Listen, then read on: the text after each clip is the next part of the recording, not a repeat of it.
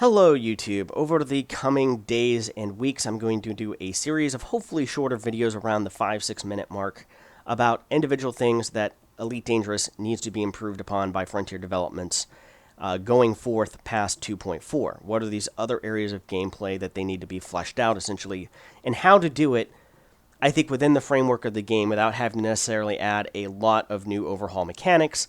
If you want to see if they wanted to completely overhaul mechanics, I did a series of videos about an hour long total about 6 months ago. I'll link to that in the description below. But let's kind of start here with what I see the biggest problem in Elite Dangerous, and that is lack of basically interconnected gameplay.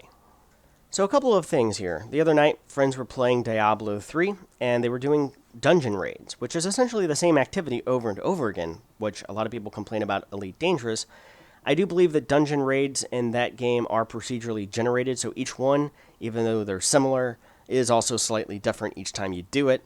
But while engaging in this gameplay and having fun while doing so, they were met with rewards such as leveling up their character, as well as loot, gear, and materials needed for crafting, and in-game currency, all by playing the game.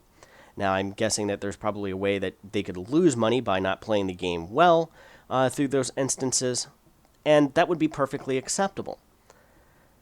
But as people have pointed out in Elite Dangerous, nothing like this really exists. This is why people go and do a soulless, basically grind, whether it be Quince or Robigo, although Robigo had, I think, some fun elements to it. Sothosios with hauling poo.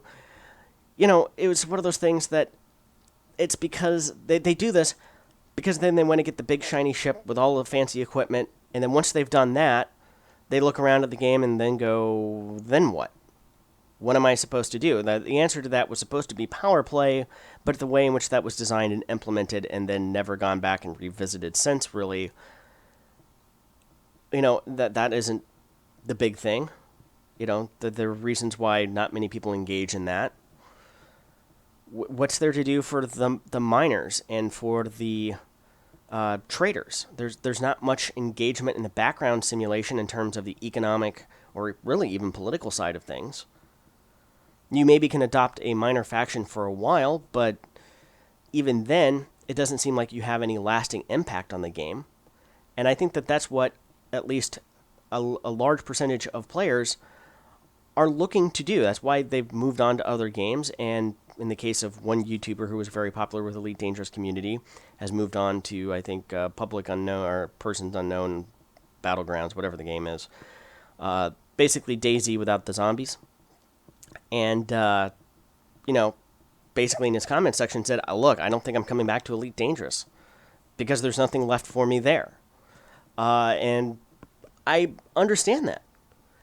And it would be great if we could, say, engage with our friends to build a colony somewhere out there. I know Colonia is kind of one way they're doing it, but, I mean, actual implemented game mechanics in the game that I pick up the materials, or we pick up the materials, we go to some uninhabited planet outside the bubble moon that we land on and drop an outpost. And then we can bring materials and start to grow that outpost, maybe using background sim materials and stuff like that over time. Something like that. Or dungeon raiding instances of some kind that maybe are procedurally generated so you don't know exactly what scenario you're going to get or what could happen. And you got to fight off waves of ships, which kind of interestingly enough exist in the game called USSs. But again, the way that that's kind of delivered to players, there's also some missions on there on the mission board, but we have no way of sharing those missions with friends. I mean, imagine if I got a mission that popped up to go kill Goliath that rewarded, say, cracked industrial firmware, and my friend's needing crack, essentially.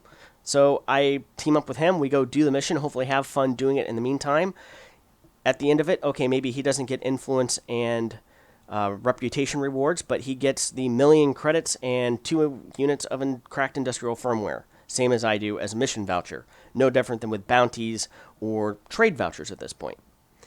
Now, the only area of hope here is that with 2.4, people have been throwing out that their expectations are reskinned conflict zones with Thargoids, and there's been some community staff at Frontier basically kind of hinting around that that's not exactly what's entailed and planned, and it should be something hopefully better, but this is going to be make or break. If it is, then maybe there's still hope. If not, I'm not sure where else to go. Well, be sure to like, subscribe, comment in the section down below. Let me know what areas of the game you want me to do videos over and cover. Until next time, see you later.